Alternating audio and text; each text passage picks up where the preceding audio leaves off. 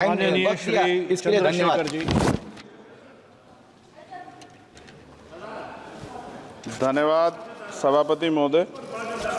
आपने वर्ष 24-25 की पूरक अनुदान मांगों के प्रथम बैच पर बोलने का अवसर दिया, इसके लिए आपका आभार व्यक्त करता हूं।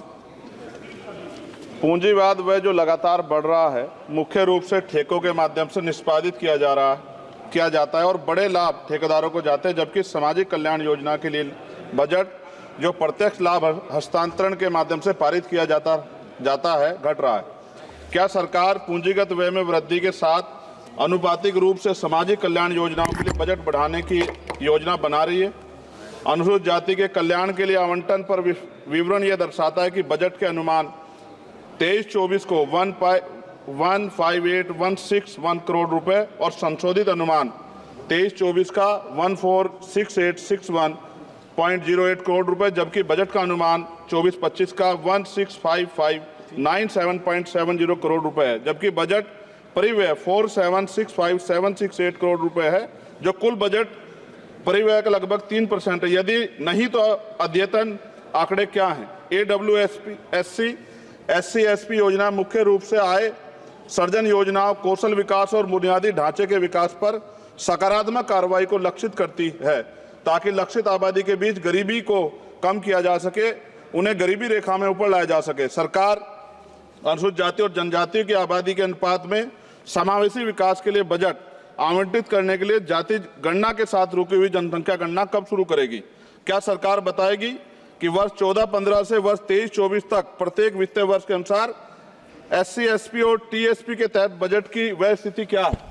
वित्तीय वर्ष 2014-15 से वित्तीय वर्ष 23-24 तक SC, SP और TSP बजट का लंबित बैकलॉग क्या है और बैकलॉग को कम करने के लिए क्या योजना है? क्या महात्मा गांधी राष्ट्रीय ग्रामीण रोजगार गारंटी योजना कार्यक्रम पर मद से 1 से पता चलता है कि 23-24 का वास्तविक व्यय 90806 करोड़ रुपए था और 24-25 का बजट अनुमान केवल 86,000 करोड़ रुपए था, जिसमें ग्रामीण श्रमिकों को रोजगार की गारंटी देने के लिए मनरेगा अधिनियम 2005 के तहत 100 दिन में काम देखते हुए भारी कमी की गई है। क्यों? 13.07 करोड़ सक्रिय श्रमिकों को दर्शाता है, जबकि बजट आवंटन 92.56 करोड़ 2024-25 में व्यक्तिगत दिवस सर्जित किए गए, यानी कि अब तक 7 दिन का रोजगार सर्जित किया गया। शायद G20 शिखर सम्मेलन दिनांक 7 फरवरी 2024 के वक्तव्य में संशोधित अनुमान के 74524.29 करोड़ रुपए की खर्च के संकेत दिया गया, जो बदल सकता है।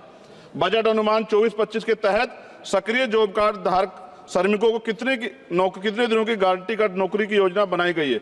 राष्ट्रीय स्तर पर औसत दैनिक मजदूरी भुगतान क्या है? यदि सभी सक्रिय कार्ड धारक श्रमिक 100 दिन काम करते तो कितने बजट की आवश्यकता है?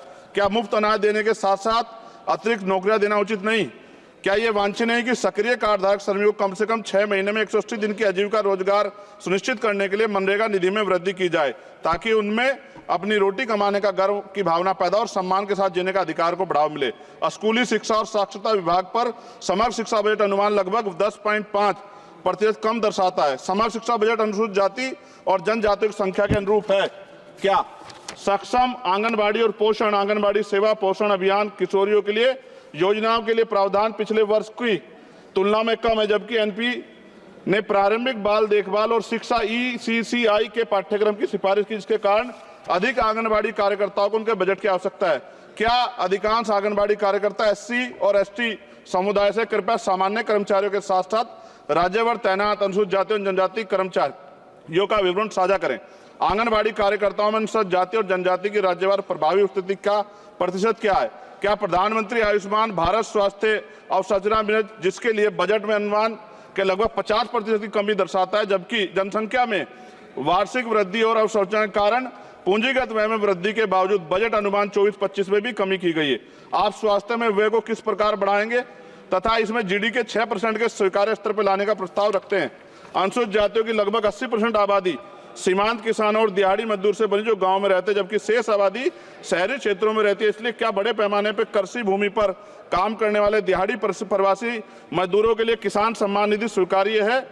यदि हाँ, तो अनुसूचित जाति और जनजातियों के अनुसूचित जाति मजदूर और सीमांत किसानों के राज्यभर कितनी किसान सम्मान निधि दी गई, क्योंकि योजना का नाम किसान सम्मान निधि है। प्रस्तावित यूरिया सब्सिडी अनुसूचित जाति जनजाति किसानों की प्रतिशत जनसंख्या के अनुरूप तथा आप अनुसूचित जाति जनजाति किसानों के राज्यभर लाभार्थी जनसंख्या के बारे में जानकारी देंगे। क्या किसानों को लीगल एमएसपी की गारंटी का लाभ मिलेगा, देने को योजना है? प्रधान वित्त मंत्री बताने कृपा करें, प्रधानमंत्री फसल बीमा योजना अनुसूचित जाति और जनजाति किसानों के पास कितनी भूमि है? माननीय कृषि मंत्री से अनुरोध है कि वो सामान्य समुदाय की भूमि के सापेक्ष अनुसूचित जाति और जनजाति की भूमि का राज्यवार विवरण दे। क्या प्रधानमंत्री उच्चतर शिक्षा प्रोत्साहन पीएम यूपीएससी, खत्म कर रहा हूं सर, लगभग 23% की कमी दर्शाता है। क्या प्रधानमंत्री उच्चतर शिक्षा प्रोत्साहन पीएम यूएसपी योजना के तहत प्रावधान एससी और एसटी की आबादी को ड्रॉप आउट के अनुरूप है? यदि हाँ तो pre matric, post matric, graduation और पोस्ट ग्रेजुएशन के प्रत्येक स्तर पर एससी एसटी छात्रों, ओबीसी छात्रों के ड्रॉप आउट दर क्या है? इसे कैसे कम किया जाएगा? उच्चतर शिक्षा प्रोत्साहन से राज्यभर अनुसूचित जाति और जनजाति लाभार्थियों का प्रतिशत कितना है? प्रधानमंत्री आवास योजना ग्रामीण बजट में कटौती के बावजूद उच्च आवंटन के कारण एससी और एसटी के अधिक घर बनाए गए हैं क्या? संशोधित बजट 2023-2024 में कटौती का क्या प्रभाव पड़ा? वर्ष 23-24 और 2023-24 के राज्यभर 22-23 और 23-24 के राज्यभर एससी एसटी समुदाय के साथ सामान्य समुदाय कितने घर दिए गए? सरकार द्वारा एससी एसटी और सामान्य समुदाय के राज्यभर कितने घर आवंटित हैं? क्या सरकार एससी और एसटी उम्मीदवारों की आवंटित घर की सूची पते के साथ राज्यभर दे सकती है? और अंत में महोदय, सबसे ज्यादा जरूरी है एससी एसटी वर्गों, ओबीसी वर्गों की जान की सुरक्षा। एनसीआरबी का डाटा यह कहता है कि इतनी महिलाओं पे रेप, एससी एसटी की और हत्याएं होती हैं, आज भी जुल्म होता है और कहीं कोई सुनवाई नहीं है, ना राज्य सुनता है। और केंद्र को, क्योंकि हम केंद्र से जुड़े हुए हैं, हम लोग केंद्र में कहते हैं तो वो राज्य के ऊपर छोड़ देते हैं। क्या दलित, आदिवासी, पिछड़ों को मरने के लिए छोड़ दिया जाए? क्या उनके जीवन का कोई मोल नहीं है? क्या उनकी बेटियों का सम्मान नहीं है? क्या उनकी बेटियां देश की बेटियां नहीं है? क्या उनकी माओ को अपने बच्चों की सुरक्षा की गारंटी मिलनी चाहिए, नहीं मिलनी चाहिए? जब बजट का तो सर तब कुछ करेंगे जब वो जिंदा रहेंगे।